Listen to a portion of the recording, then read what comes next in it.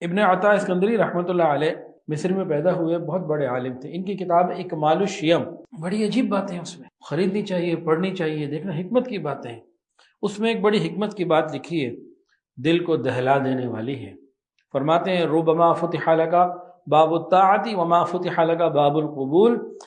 کئی مرتبہ ایسا ہوتا ہے کہ انسان کے اوپر اعمال کے کرنے کا دروازہ تو کھول دیا جاتا ہے، قبولیت کا دروازہ بند ہوتا ہے۔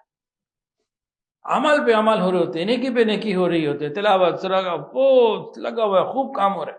اس کی مثالیں ہیں، شیطان ابلیس لعین زمین کے چپے چپے پہ سجدہ کیا، بالآخر نکال دیا گیا، فخرج منہا فإنک رجیم۔ بلعم باعور بنی اسرائیل کے ایک پیر صاحب تھے، 300 سال سے زیادہ انہوں نے عبادت کی، اس مقام تک پہنچے جس کو مستجاب الدعوات کہا جاتا ہے، کہ جو مانگے مل جائے۔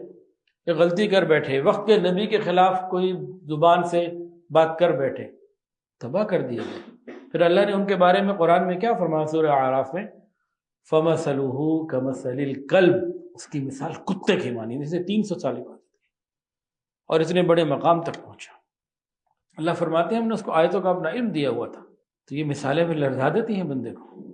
اسی لیے بزرگوں نے فرمایا لا عبرت بالطاعت اذا لم يصحبها قبول، اس عبادت اور اطاعت کا کوئی اعتبار نہیں جو قبولیت کے دروازے تک نہ پہنچے۔ اور فرمایا کہ ہر طاعت اور نیکی اللہ رب العزت کی رضا کے مقام تک نہیں پہنچتی، اس لیے ہمیں فکر مند ہونے کی ضرورت ہے کہ ہمارے اعمال قبول ہوئے ہیں کہ نہیں۔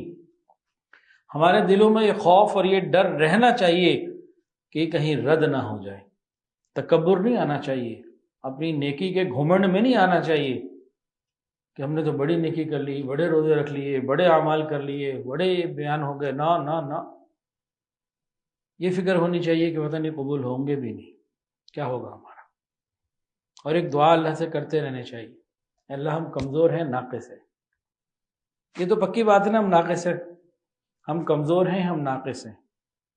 اللہ ناقص سے ناقص عمل ہی ہو سکتا ہے، ناقص سے کامل عمل ہو ہی نہیں سکتا۔ ہم تو کامل ہیں ہی نہیں۔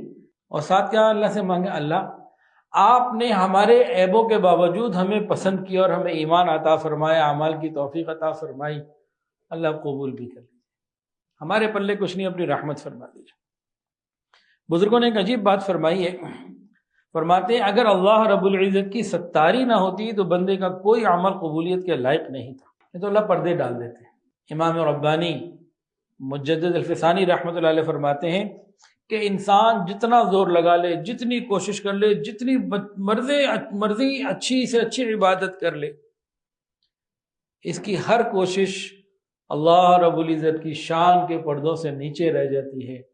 یہ کتنی ہی کوشش کر لے، اللہ تعالیٰ کی شان اس سے بھی بلند، اس سے بھی بلند، اس سے بھی بلند۔ یعنی بندہ اللہ رب العزت کی شان کے مطابق عبادت کر ہی نہیں سکتا، یہی ناقص۔ اللہ کی شان بہت بلند ہے۔ نبی کریم صلی اللہ علیہ وآلہ وسلم نے بھی تو فرمایا تھا ما عبدناک حق عبادتک، اللہ تیری عبادت کا حق نہیں ادا کر سکتا۔ جب نبی علیہ السلام کی یہ کیفیت ہو تو میں اور آپ کس کھیت کی گاجر مولی ہیں بھائی؟ ہم کس بات پہ ان اعمال کے اوپر سینہ چوڑا کر کے پاؤں پسار کے بیٹھ جائیں؟ نہ نہ، ایسا کوئی سلسلہ نہیں۔ ویڈیو کے نیچے سبسکرائب کے بٹن پہ کلک کریں، بیل کے آئیکن پہ کلک کیجئے تاکہ ہر نئی ویڈیو کی نوٹیفیکیشن آپ کو مل جائے۔